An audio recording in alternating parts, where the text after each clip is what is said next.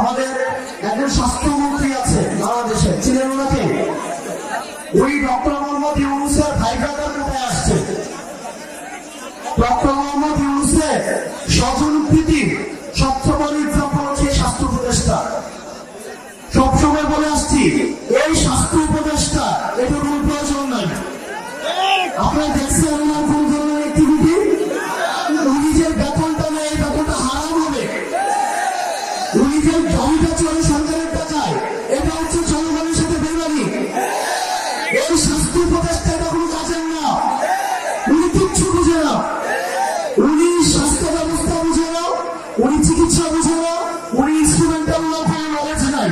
ওনার একমাত্র যোগ্যতা উনি গ্রামীণ ব্যাংকে ছিল এবং ডক্টর মোহাম্মদ ইউনূসের যোগ্য কাছের মানুষ। এটা ওনার যোগ্যতা। এই স্বাস্থ্য উপদেষ্টা নিয়ে আমরা কি করব? এবং দুঃখজনক বিষয়, উনি নিজে চিকিৎসা করাইতে সিঙ্গাপুর যায়।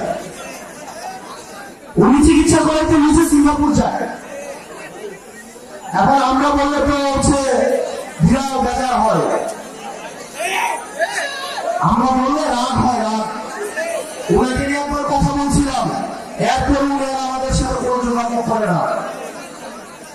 এই স্বাস্থ্য উপদেষ্টার অনীতি বিলম্বে এই জনগণের যে টাকা পয়সা উনি বেতন দিচ্ছে সেগুলো রাষ্ট্রীয় কোষাগারে জমা দিয়ে ওনার অনীতি বিলম্বে পদত্যাগ করা উচিত।